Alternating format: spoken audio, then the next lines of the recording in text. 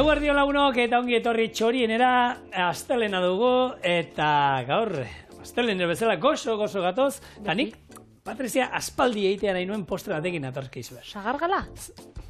Hori da, asmatu duzu! Viteli, ona zara. Ez dut gidoia irakurrea. Ona zara.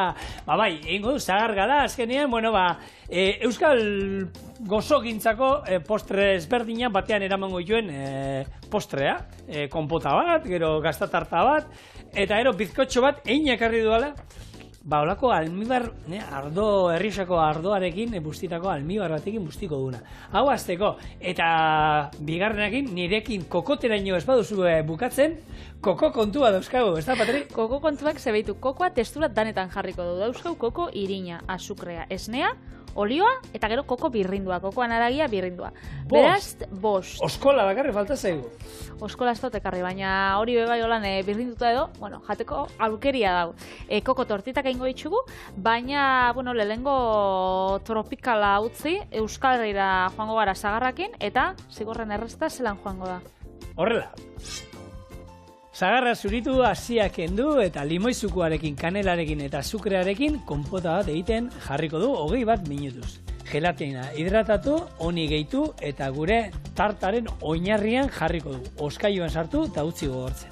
Bestalde batetik, gazta krematsua, azukrea, jogur krematsua nahasi, gero limoi erdiren zukuan gelatina desegin eta horri gehitu ondoren esne gaina erdi arrotu eta dena batuko dugu. Horrekin gazta tartaren orea eginda izango dugu. Sagarraren gainean jarri eta hau ere ostutze da. Almibar bat egingo dugu, ardoarekin, urarekin, azukrearekin eta limoiaren azalarekin 15 minutuz irakiten utziko dugu eta gero honekin tartaren gainean jarritako bizkotxoak ondo boskortuko ditugu, buelta eman tartari eta prest dago zerbitzatzen.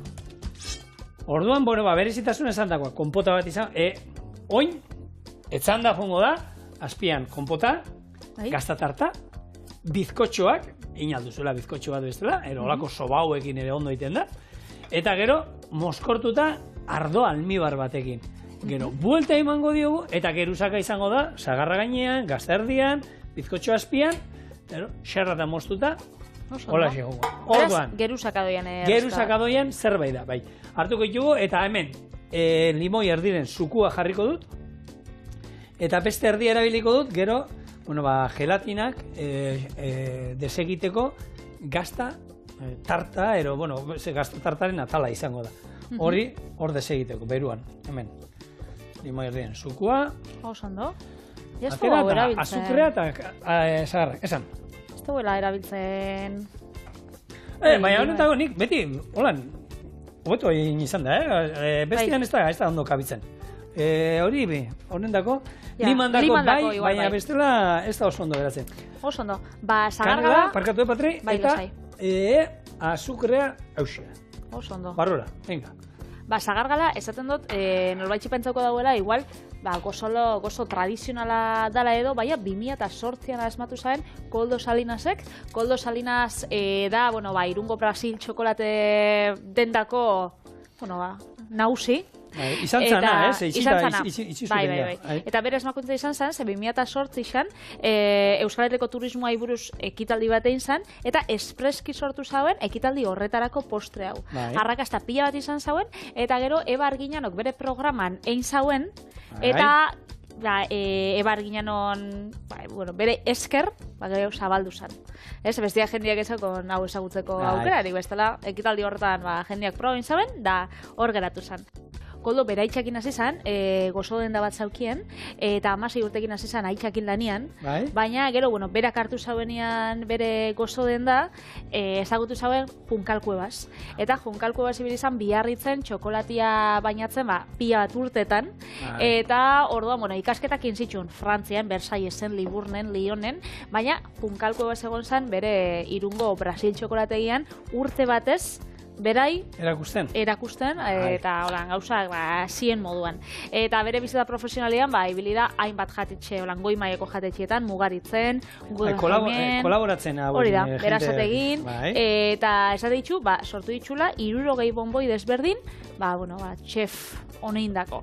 Beraz, hauka kurrikulum ona gozogintzan eta txokolatean, eta bere omenez, gaurko sagargala.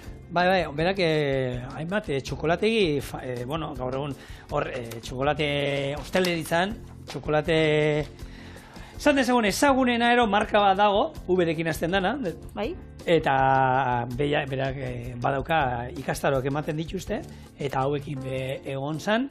Eta, bueno, txokolategi hori da, nik uste gaur egungo potentena, segia da, erosten baituzu lan errezetaldi buruak, honeko sogile famatuenenan mundukoak. Bai.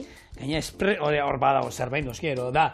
Ero txokolate famatuena dalako, ero diru gehien daukatena, ze sukaldari hauek, ero gozogile hauek jartzen dute, ez dakit marka honetako, txokolate mota honetako 80 gramo, ero beste hau, ero marka honetako Jamaikako txokolatea, ero ez dakit nungo txokolatea, baina marka aipatu egiten dute.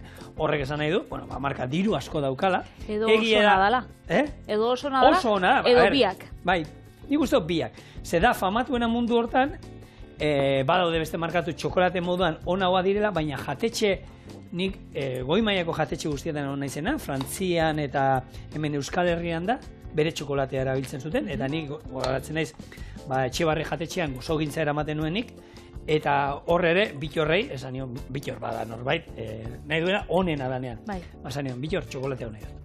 Eta txokolate hori, eta egia da, bueno, gaina dauzkala prestatuta txokolate bereziak, prestakuntza bakoitzerako. Bai, bat tantakatan, bestia, sartitan. Bai, hautzian, tabletan, nahi dozuna, baina, eta zure dituzun porzentaietan... Katalana da, ez, markia? Ez. Belgiarra uste dela. Bai, pentsetan nahen. Txokolateen artean ezagunena, zigorrek esan dauena, eta sagarren artean meitzat Euskal Herrian ezagunena, errezil sagarra. Eta nondi dator izena, errezilgo erreitik.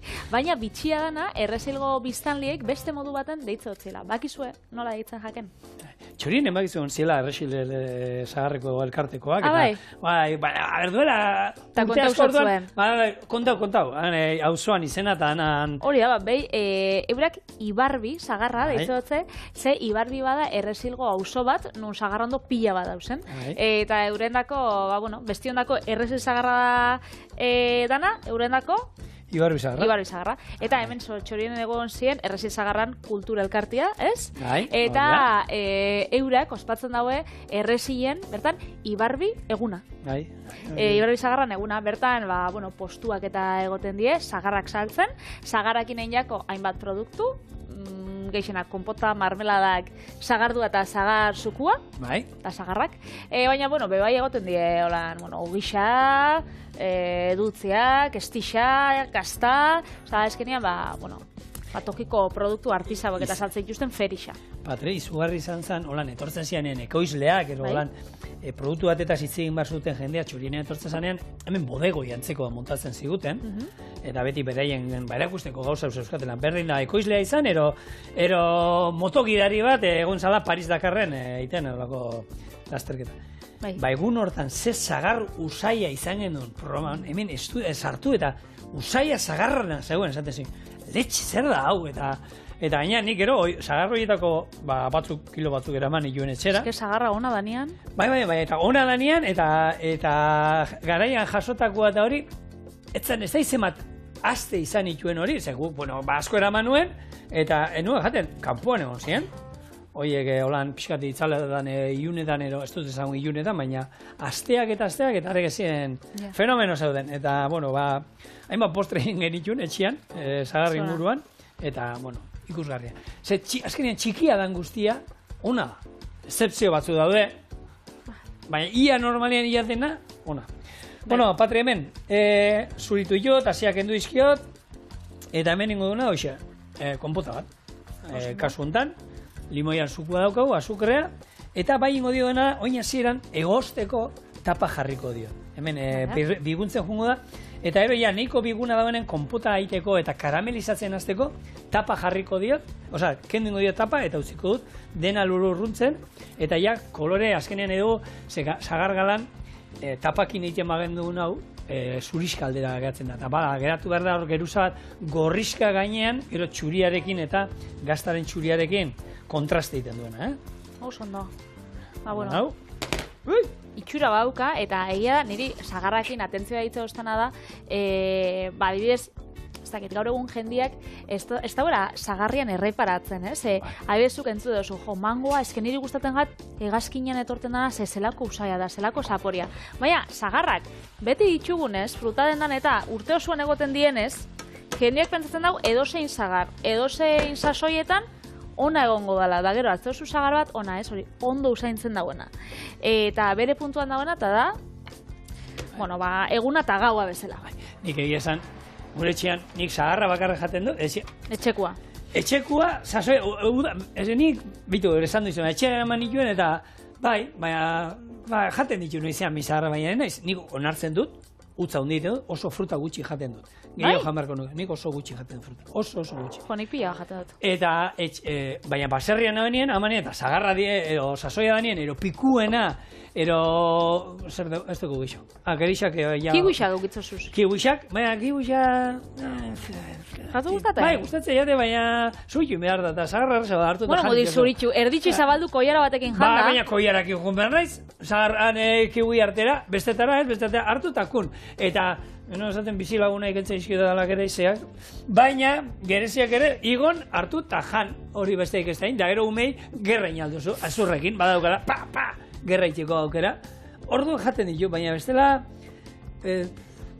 emateite, nagia pixkate emateite, jatitut, baina derrigortu iman naiz fruta jatea, onartzen du. Bai, Osa, beraz, eguneko menu bat ikusten baduzu, ez da egia pasatzen da, ni aspaldi ez dutela ikusten, eguneko menu baten, baina lehen eguneko menuetan postre moruan fruta egoten zan. Beti dago fruta. Beti. Bai, jatetxe gehienten ikusten fruta beti egoten. Baina nik gaur egun ja ez dut fruta ikusten. Beti, orako postreak eta egoten dira, baina fruta ez da hainbeste ikusten. Bai, baina galdetu eskero izaten dute. Galdetu eskero fijo. Bai, baina esan ez dute. Aipatu zei, aipatzen dute. Zer dako dut? Bai. Tartakizo, tartamanzana, arrozkoletxe, ez baina, grazioso da, etortzea jatzuela bat, iken duela, euskeraz, itxi, ez diozuela erdila ulertzen, hori bai, baina, edo zen, kozinakua. Daukezu esparragos dos salsas, merluza salsa berde, hori oso tipikoa da, oso tipikoa da, eta da, oso gastronomian kontua eta oso hiltzatuta euskalula plateren da izenak eta erderaz esatia. Itxu, nire amama Juanik, beti aipatu izan da, nire amama Juani euskaldun petu-petua da, 93 urte dauzka, eta txorien gainera egunero ikusten dau, amama Juanita. Eta, beti abil, zelako arraro, itxendo zuen berba, dilista txitxirioa ez dakiz, Gelatina xaflak arrai bustan erako. Karo, amama Juanindako garbantzuak, lentejak, espinakak, baina dano. Eta sagar pastela. Baina gu lehen bepa. Baina holan beba ikasten da, Bueno, lagunok, gaur guztira behar ditu 5 xafla gelatinanak. Bakoitza 2 gramo pisatzea ditu. 2 jungo dira konpota, pixkat gorputza mateko konpotai. Bat, 2. Eta beste 3 jungo dira gaztatartari gorputza emateko. Nik ikusituan hor reseta batzuetan 5 botatzen dizkiote, gelatina xafla. Horrekin zer lortzen du, argi dauna gazta tarta gaineko geruza eta mozten duzunean trinkoa eratuko dela, bai. Bestetara agian, pixkat erorin alzaigu. Krematxua ba. Nik aukeran nahiago dut, pekatu aitea krematxu aldetik, trinkoegia geratzea. Naiz eta itxusia hau egon, ez da hain egon korra ba, goxua ba. Eta guk ingo du gaztatartarekin jungo gara, baina hori egiten baduzue, gero oinarrian jarri aldiezula gaietak gurinarekin, orea euskorra, bizkotxo bat, nahi duzuena, baina nasketa hau izango da, eta gelatina alba da, nik pekatu intzazue betik goiti baino. Lehenago, almibar bat ingo du, bizkotxoek moskortzeko, eramango du. Arabar Errioxako ardo beltza, baina gaztia, sartu hemen ondu bat, 150, ura, 150, gero, 80 azukria, eta gure aman etxeko limoi azalaren pusketa bat. Hori utziko dugu hor murrizten, 21 minutuz, eta horrekin, gero, horako jarabe lodi bat sortzen dane, horrekin gure bizkotxoek bustiko ditugu, eta horri bai izango da zerbait berezia, ze normalean almibarrak erabiltzen ditugunak, moskortzeko eta izaten dira, ura eta azukrea neurri berdinean, eta gero patxarra, ronna, patxarra, txantxa bat. Hemen, erdia da ura, beste erdia ardoa da. Orduan, ardo zaporia izango du honek. Bai, oituta gauza gisa da, madariak ardoerara hartzen, postre bezala, baina, betxu honek bauka ikutu hori. Lehen, eguneko menua aipatu dutera, postre moduan fruta edo aukitzeaekin, eguneko menuak lehen egoten ziren 12 eurotara. Bai, baina... 10 eurotara, 9 eurotara. Gaur egun batean nik handuran aldean ezautzen dut tokiren bat, baina ez da normala. Eta normala da ez egotea. Hori da. Ze jende asko kexatzen da, ez? Jo, edana zenbat igo dan. Baina, karo, zuri igo bajatzu. Ostalaritza mundua bai asko igo jaki, orduan argindarra, elikagaiak, alokairuak pila bat igo die, eta imaginau eguneko menu bat lehen 12 eurotan eskaintzen zinuna, horrei bezaken duta 10,80 die, eta 10,80ekin atara bitxuzu, 2 plater, postria, edaria, ogia, eta alatabe, etekin atara. Ezinezkoa da. Zaila da. Zaila da, lehen eta behin, menu asko saldu behar dituzu. Bai. 50 menutik gora saldu behar dituzu, etekin ateratzeko bestela. 40 ginero, prezio hortan, parra ingo duzu. Baina, parra iteko lanera eskara joaten, ez? Ez, normalean ez. Orduan, irabazia nahi badituzu, hortik gora. Orduan, menu asko saldu behar dira. Eta, hor, Tetrisean jolastea. Zelengo da, asmatzea zer eskatuko jendea gero. Nik lehen menuan lan iten nuen, izan genuen nire lehengo bikoteak eta nik, jatetxe bat, eta eguneko menua, orduan 10 eurotan zan. Ostras. Hori 2008, 2009 eta horri muna izan zan. Eta hor, menua egiten genuen, beti izan pentsatzen, zerbait sobera geratzen mazan, urrengo eguneko, aste guztiko menua prestatzen genuen, urrengo egunean sobratzen zana erabili altko zala. Hau da, oiasko errea izaten genuen urrengo egunean, paia bat izango zen, oiaskoarekin. Orduan, oiaskoa zerbait sobratu dela, arroz bat iten duzu, oiaskoa erabiltzen duzu gordina, eta bukaeran erdina dagoenean, atzo sobratu ziren, oiasko pusketa batzuk. Ez dituzuna kanporatera. Orduan dena da, beti Tetrisean egitea, eta eltzekariak eta egia da, janari batzuk, 5-6 egun oskailuan ondo ostutzen baituzu eta ondo irauten dutela. Eta astearen bukaeran berriro ere jarri alziren. Dilistak egoten bazien astelenean, ostiralean berriro ere eskaintzen ziren dilistak. Eta arazoik gabe. Nari bilizare purua apurtzen, apurtxo bat, eta sormena lantzen. Pasta makarroia sartzen dituen, dana tomatearekin entzen nuen jartzen, batzuk uste zen dituen, eta 2 egunetara pasta ensalada zoragarri bat eskaintzen zenuen. Bai, behitzat bota ez da behar ezer, ez? Eta, burua eman behar, eta beti eltzekariak aipatu dituz, eltzekariak dira, margen handien ematen dutena, ez? Kontutan izan, kilo bat, babarruno kilo bat dilistarekin, 10 lagunetzako ematen duzula. Bai. Orduan, prezioetan, beti, gero, aragia eta arraiak, igo egiten du pila bat. Postreak ere, nahiko merketu aldia, baina bai. Gaur egun Tetrisean behar dela, eta 12 eurotan, ja oso gutxi ikusiko ditu. Ero asko saltzen dute. Asko, Nikolan prezio horretan eta ikusi ditu denak izaten die gehiago, eguneko menutik eguneko platerera aldatu dienak. Eta orduan, emototzu plater bat, apurtxo bat handixagoa, baina prezio horretan. Eta egisa da, nik ez dakit norbaiteke, baina nik egia da, etxien jaten bot, 2 plater, noixian behin jate ditute 2 plater, daukotenian, lehengo platera normalen izaten denean, zehose harina, entzala bat, pure bat, horako sopa horan txiki bat, baina bestela guk beti eitzen dugu janadisa, plater baten pentsauta.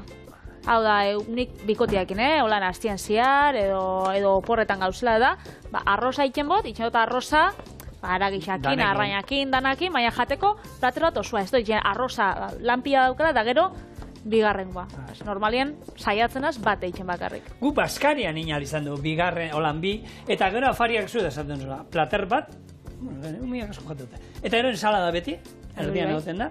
Ero zerbait harina hasieran, pure bat izan alda, ero barazki batzu, ero sopa bat, eta gero bigarren bat. Arraia pixkat, xerra, ero dan alakoa. Baina, gero, eta gero, txikiak postrea eskatzen dute, jogurra, ero... Eta fruta, fruta eskaini. Fruta, fruta, eta hortan be, umeak pixat, eta haitan aldera, fruta jaten dute, txikiak hobeto, txikiak ondo jaten da, baina bestia da haitan aldera. Bueno, kendu dio, konpota ikusten duzue, ja, hasi da hemen, ja, bigun dago. Konpotatzen. Hori da, konpota egiten. Nahi duguna da, Mixa, galdi, itzeiten nahi zela ez duzu entzuten, jendia daukat orzai. A ber, hau, utzik kendu dio tapa, eta oin, bueno, karamelizatzen jungo da, eta iluntzen jungo da. Hemen, bestaldetik, gure almibarra irakiten dago. Hau utziko du, 15 minutu eror, poliki, zua jiste madia supetri, nire mendik ez dut ondok usten. Laura? Bai, lau bikain, hor, irakiten egoteko.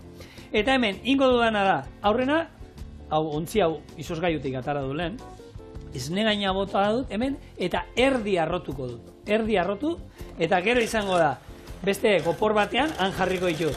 Gazta krematxua, azukrea eta jogur krematxua. Guk haulen, jogur krematxua berren jatetxean iten gendun esnearekin, da esne hortan epeldu, eta ero gelatina xaflak hor desegin. Bainik oiniko duena, limoi zuku pixkat hartuko du, lapiko batean. Berotuko dut, hor desegin. 3 gelatina xaflak, eta gero. 3 hauen nasketari, eta honi, nasi, eta hori izango da, bueno, gure gazta tarta, esan dezagun, ez? Garai baten egia da, ontsa oso modan dauzela, laberatutako gazta tartak, baina lehen, garai baten beti hotzak izeten ziren. Hotza zan, eta beti konpota olako marmelada gorri batekin. Gorria, hori bai, ezinbestekoa zan, batzuk finauak eta oinarri batekin. Ontxe, oso famatu egin dana, Bartzelonan tipo batek, umetxo batek, gazte batek ez, 18-19 urteko mutil batek, zabaldu dau gazta tarta holan denda bat. Berak, 18 urterekin? Bai, eta... Etxean diru egongo zan, bai.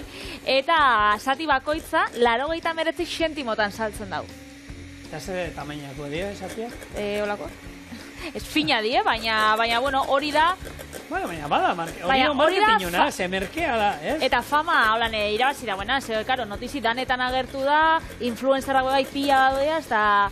Hori, ez da, Kataluniako gazta tartarik merkeena, eta ara joaten dira, da, euro bat baino gutxiago, eta, bueno, egia da, holan erakatze itxula jendiak, eta gero, berak gehigarrixak saltze itxu, hau da, berak, euro baten saltze dutzu, baina gero esaten dau, betu, txokolate urkrema nahi badozu gainetik, 20 zentimo gehiago, eta horrek ematen dio dirua. 50 zentimo gehiago, da, holan irabazten dau, eta azkenian, holaxe doia, da, simpliena ze aukitzen dau.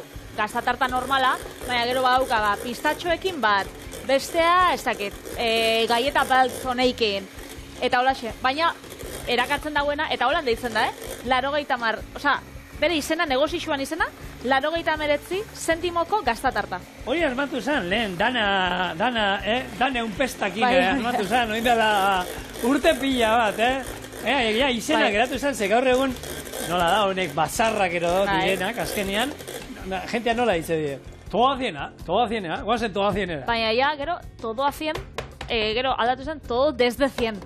Bai. Eta gero euroak aldu zen ja.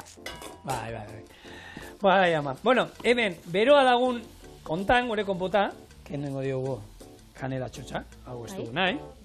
Eta hemen, esan dugu, zenbat gelatina xafla jondira konpotarako? Hemen 2, eta hori 3. Hori da. Ze berez, konpota bat, konpota egiten dugunean, behin ustutzen danean, gorputza hartzen du konpota batek. Orduan pixkat eusteko nahi du. Bat, eta berua dagoen ezagarra, hau, bera bakarrik, ikusiko zuen, ze errez desegingo dan, ondo nahasiko dugu, eta etxean norbait izaten baduzue, bueno, vegano aldera ero, esne gain veganoa badaude, eta erabili beharrean hemen, gelatina, honekin algakin, ez da joteako? Agar-agarra. Agar-agarra, zitzai da. Agar-agar algarekin, egin dezakezue, berdina. Oso ondo, zigor. Lehen esan dugu, eguneko menuak, eguneko menuen biziraupena hor arriskuan dauela. Bai.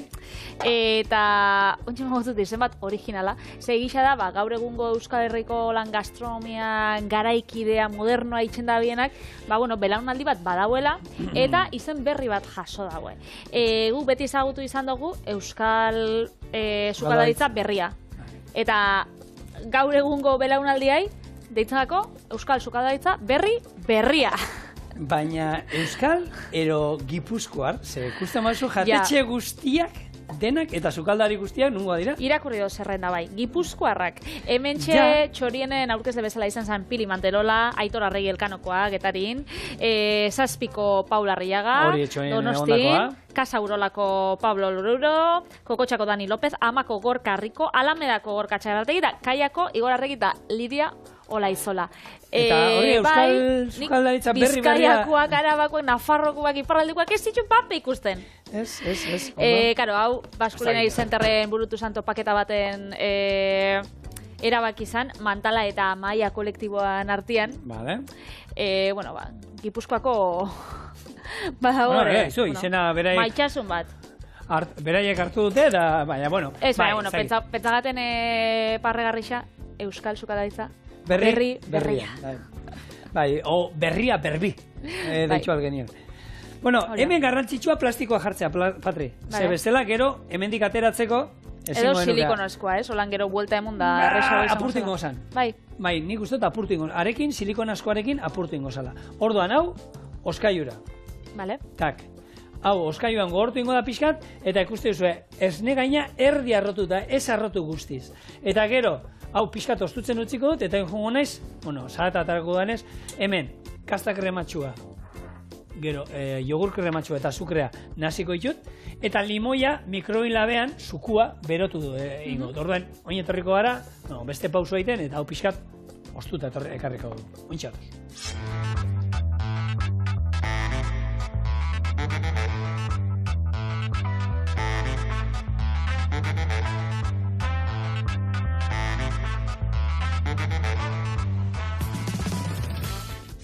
Bueno, hemen daukagu gazta krematxua, jogurra, azukrea eta gero gelatina xaflak, limoi zukuan beroan desegin ditu dela, eta oin, esne gaina gehituko dio krematxua, indugula pixkat arrotu, eta honekin, bigarren geruza, eta esan dako, hau, hartzen bauzue, olako oinarri batean hemen egin izan dugu moduan, gaieta birrindu eta gurinarekin, hau izango zen, betiko gazta tarta, hotza, gero utzi gogortzen, eta jarri gainean olako marmelada fritu gorriduna izaten da normalean, ez? Bueno, gaurkoan mugurdiena gustatzen zaio jendea.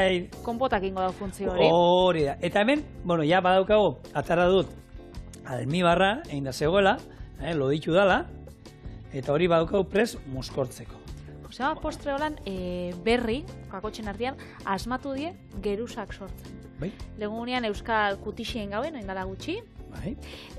Gero, Arabako goxua, nola ez, horan bai geruzetan doiena. Bai. Eta guztiz tradizionala berez, ez dan tiramisua italiako bai, asmakuntza oso garaikidia da. Eta millorria.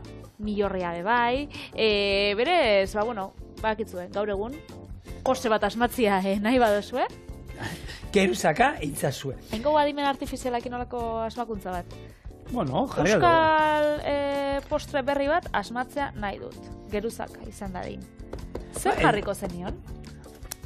Zerbait etorriko zan. Asmatuko zuela, ziur. Ziur baietz. Hemen trikotzeko. Txatxan, lixu. Hau, behin, ostuta dagoenean, moldea gorritu iten da, ez dakiz egatik, moldea gorritu iten da, eta txikitu bez. Eta txikitu ere. Baina, orduan oin, nik, gelatikin askoa, silikoen askoa jarri dut, hau neukalako, Patri, baina bestela, hemen asmoa da, gero, lantira pixkat, noa, zigor, zentratu zaitez, bizkotzu aztu zai. Hori zamin dauen, hori da, azkenean... Gero buelta eman behar digu, honi? Gazta tarta baten funtzioa gaietana, ez? Oinarri bezala normalian jartzen duguna. Edo bizkotxoa. Lehen badakizu, bizkotxoa jartzen zela askotan. Bai? Bai, bizkotxoa, bizkotxo lanplantxa bat egiten zen, normala, eta hori jartzen zen. Hanik, hori euskorrakin ezagutu dut, eta gaietakin bizkotxuekin, ez da holan sekula ikusi. Guk bizkotxoa lehen goizean indu, torri gauxia lehen hau, eta gero erdia jan indute, gure lantaldeko kide maitagarriek. Ondiokan geratzen da Alberto tarta itzel hori.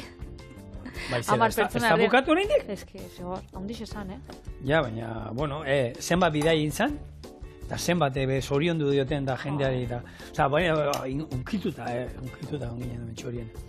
Eske, benetan, handia. Bai. Nik ez da nola. Hemen, hori badakizu hasi dila, ez, proposamen bat. Nik falta Crowdfunding bat botatzen dute, eta nahi dute estatua jartzea hemen kanpoan Albertoren irudiarekin. Holan, sarreran, ETV-ko sarreran.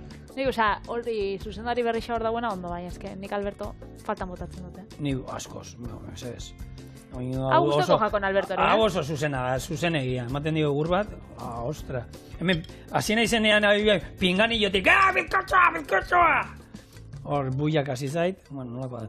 Bueno, hemen, moskortu, 20 minutu onda hau lurruntzen. Orduan, alkoholik, honek ez du izango, eta bai emango diola, ardo gorri zaporea, gure bizkotxo honi, eta azkenean, lehen gaztatarta egon gara aipatzen, fruitu gorriak, eta ez gainean.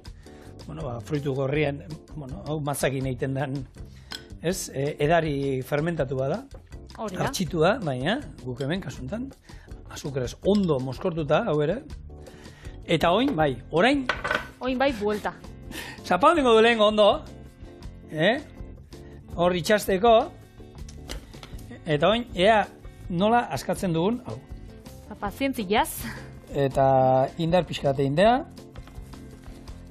Ja, eutxikotzut. Ez da ateratzen. Moldeanik, betu, hor, hobeto atarako zen. Zun lasai, gu hemen. Tatzan! Nye! Eskerrik asko. Atarako da. Holako musika segundu batzuk, eta, bitu, ontxe, gero honi emango diola, bitu. Ez da moztu behar. Zuzenekoaren oberen hau da. Hau, etxian pasatzen bajatzue, holan aldozue. Holan aldozue, gero, hartu, jartzen duzu holan. Jak! Paso doblea eta dana, artista. Tartal guizki bat emoten dau.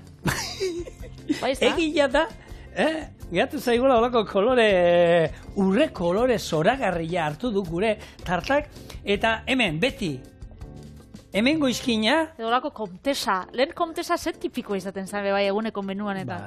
Hau zukaldarien zako da beti. Hau da lehen krepa moduan, hau zukaldaria jan behar du. Hortxe, venga. Labana garbitu, eta, jak, hartu. Etzanda jarriko, etzanda. Hau, hemen, eta hau da, zagargalaren gure bertzioa.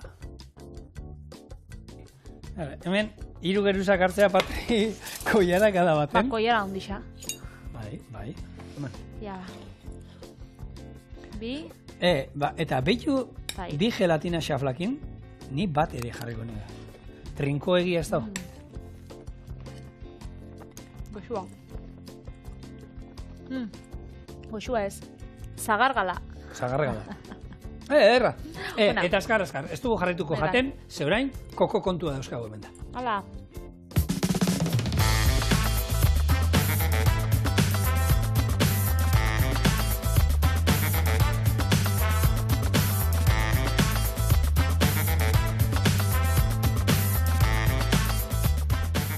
Basatutena. Kokoa testuratan. Honek, ez da zen itxura dauko, baina koko irina da. Eta ez da berdina koko birrindutik. Zer hau da kokoa naragia birrinduta, eta hau da deshidratatua. Maluta bezalakoa bide, ez? Hori da, hau txanin jakoa. Hemen daukagu bai olioa, koko esnea, eta koko azukrea. Eta hau dena nola batuko duzu? Horrela. Koko irina, almendra irina, azukria, altxagarria, koko olioa, esnea, kanela eta arrautzak nahasi. Zartagin bero baten koko olixua urtuko eta tortitak egingo ditugu, eta gero koko birrinduakin eta marrubisekin zerbitzatuko ditugu. Beraz, koko olioa, apurtxo bat utziko dugu hau kosinatzeko, eta beste dana hementxe. Gaur, ez dagoen esolan temperatura udakoa egiten, kokoa solidifikatua dago, baina bestela normalian udan eta sargori dagoenean, Likido. Eta nik olan apurtxo bat altxagarria hau da, eta nik vainilla bai, eta kanela apurtxo bat sartu dut. Eta krem moduan ingo itxuzu, ero ez izango, ez? Loditxua ba? Loditxua ba, bai, tortitak gehiago. Alago, zan da? Pancake? Pancake, bai. Pancake. Bai, tengunean krepekin esperientzia txarra dukina benta. Bueno, pancakeak itea ere, baduka bere misterio hor. Eta zituzte, hemen txorien ingen itxun, ez? Hone pancake japoniarrak. Azkenean dira, opiltxoa hauek, batek ingo ituna moduan, baina oso aizetsuak. Horretzen zaie egiten dena, hemen Patrik arrautzak hor sartuko izkio, baina kasu hartan egiten da arrautzak ringoak aurrenan hasi, gero zuringoak erabat arrotu pila bat, eta gero zerbait aizetsua geratzen da, eta, bueno, irina berren hartu almidoiakin, eta... Eta haukana da, arrautzan saporia, oso. Bai. Arrautza pila botatzen. Oso pixkat ematen diozu, baina gutxi gehiago. Hori da. Bueno, kokoak, guk hemen egizan ez daukagu, dago itxuraik hemen kokoa, fruta moduan kokoak saltzeko... Ez. Nik frutadenan ikuste dut, nire frutadenako neskatiak, kolombiakoa dielako, da gustatzen jakiolan eta ekartzen dituzte. Euren herrialdeko gauzak eta aukitzia, baina bestela ez dolan zehose ikusten dana. Nik uste dut ez dituztela ekartzen zen, jakikten ditu hemengo nerabeak eta zehaztopotroa diren, igual hasiko zen kokoa botatzen bata besteari, erosi eskero kokoak eta espada... Bai. Ez, bai, bueno. Kokoak azkenian, bueno, bakizue, hor, ez daukagun eskulturaik, ez dakigun nola jakin koko bat helduta dauden, ero ez. Gu, nun izan zen, Tailandian erakutsi ziduten, bueno, bakizu horrek ure ekartzen duela, ez? Da, orduan, hartu eta mugitzean entzunin behar da barruko ura. Ja, holan, klokola zozer lehor, da, espadago zahatarik ataratzen, holan, zerbait solidoa daukanan zahatatzen badu, da, lehorra dagoela. Orduan, garrantzitsua, mugitzen duenean, hor barruan, irabiaki bat egiten egongo ginen moduan, likidoa dagoela. Gero kokoa dauzka, alde batean, 3 begi moduan. 2 begi horietatik, bi zulatu egiten dira, zulatzen dira. 3. gogorra da. Orduan, egiten dena da normalean hartu, zulatu aldiren 2 begiak, eta hori lago destornagailu batekin egiten da, eta erreza da, bati, tekusiko zuen gogorra izango dela, beste biak zulatu egiten dira, eta orduan, gero, izea sartu aldanez, eran egiten duzue ura, ero edalontzi batera atera, eta ura eraten duzue. Zoragarria da, ur hori benetan oso goxua da. Eta gero, zabaltzeko, zer egiten da, Patrik egiten duen moduan klok, horrela, arrautzak raskatu, mailu bat hartu, eta kokoa holan zuti daukazuenean, buelta eman, golpea june ematen, mugitzen duzuen einean, eta ikusiko zuen alako baten kraskatu ingo dela, eta hor ikusiko zuen, kokoaren haragia, eta horrekin, hori erabili alduzue, bera bakarrik jateko, ero prestaketa bat ditu. Ni gogoratzen naiz, gu txikitan, nire izebosabak zeukaten etxe bat hor Kalpen, Mediterraneoan, Alicanten, benido horren ondoan. Eta nikan beti ondartzara joaten ginenean, han kalean postu ikusten dituen kokoa saltzen zutenan. Eta nik amari beti, ama hori nahi dut. Behin dastatu nuen. Zer da hori? Hemen, Patri, lehorra hartu eta hemen, esaten dizuten polboroi bat baino lehorra guazarela, jan hori da, junitzera arratzalde guztia eta ordutik, esan nuen, hori zen nazka. Eta gero egia da, koko ona xamurra, ireki barria dastatu dala, eta ez daukaz zer ikusirik, egun hartan dastatu nuenarekin. Gaua eta eguna bezalakoa. Hori lehen, itxen zan edo, modan jarri zanean koko ura, jendeak pototan eta saltzen zituen? Saltzen ditu, holan, tetabri txiki horietakoak, eta, zenbat, baina ura eguneko, egia esan ez dut begiratu inoiz. Kokoa eguneko egun, Bai, meloian zapore dauka, baina... Zer meloi. Eta ikusten zuen, azkera trinkoa geratzen dana? Bai. Horan geratu dira, azkenean, kokoak emate dutza saporia, eta, nola ez, koko oliotan kozinauko. Oso, no? Eta kostuz koieratxo bat zigor, eta platertxo bat, holan... Patri, hemen, koiera hundia? Hundia, bai. Koko azukrea bile duzu, ez? Koko azukrea, bai. Jakintzazue, koko azukrea oso interesgarria dan, azukre bat izaten jarraiten du, ez du gaztu behar azukre bat dala, baina oso interesgarria dana, nutrizionalki, azukre txuria baino interesgarriagoa. Gu Tailandian ikusi gendun, koko azukrea nola egiten zuten, eta azkenean egiten zutena, koko lorea, hartu eta zauzkaten, nola da, honek, palmondoa. Hartu, palmondoa, dauzka lorea kokoanak, horrei, mosketa batzuk egiten zizkion, eta horrek botatzen du, olako nektar bat modukoa, bere ura botatzen du, ez? Ur hori, gero, jaso egiten zuten, sistema zeukaten hori jasotzeko, eta gero hori, zutan jartzen zuten, irakiten, eta zeiten zen, hor zegoen ur guztia lurrundu, egiten zuten olako sirope lodi bat, eta gero hori hartu eta uste zuten gogortzen. Behin gogortutakoan, egiten zuten birrindu eta zan koko azukrea. Eta prozedura guztia erakutsi ziguten nola egiten zan, eta oso oso benetan interesgarria, eta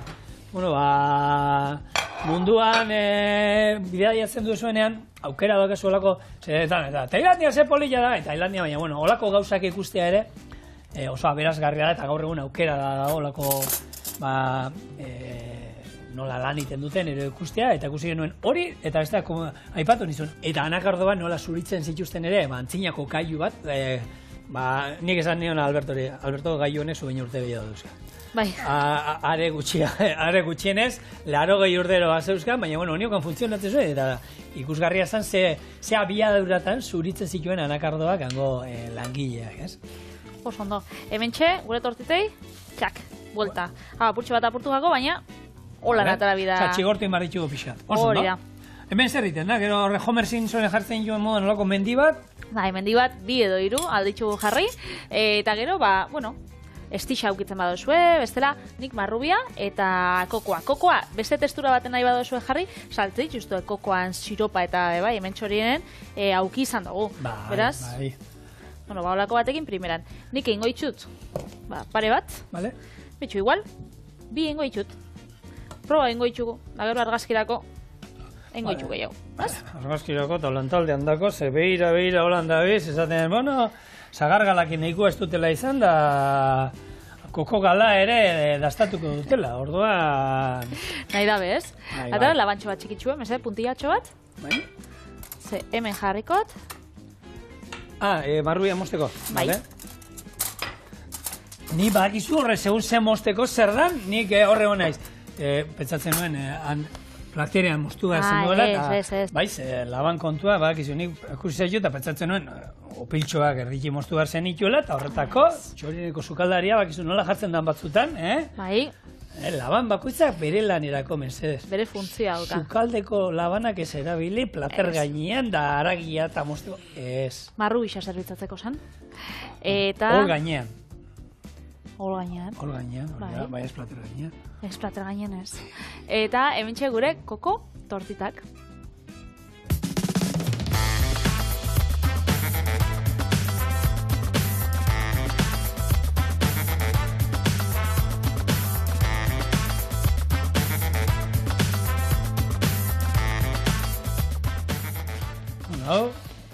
Koiarakin. Hori da, bai. Lengo, hau, olen. Lengo honek probatzeko zaporez eta zen moduz, ben. Hau, izoski batekin, Patri? Ze bala tipikoa, ez? Marrubia putxo batekin. Koko. Osua? Eguneko egun koko. Hau gozaltzeko, Patri? Marrubia putxo bat. Gozaltzeko, merixendatzeko. Egia, postre moduan, tortitak normalian, bai ez, izaten dira gehiago gozari edo merienda. Bai, baina ez dago egiten duraik, baina, Baina, Olako zerbe jarri. Postrako, Ondo. Hori da. Lagunok, astelena joan zaigu, bihar asteartea, eta txorin hemen, beti bezala, kozinatzeko prest zuekin. Agur.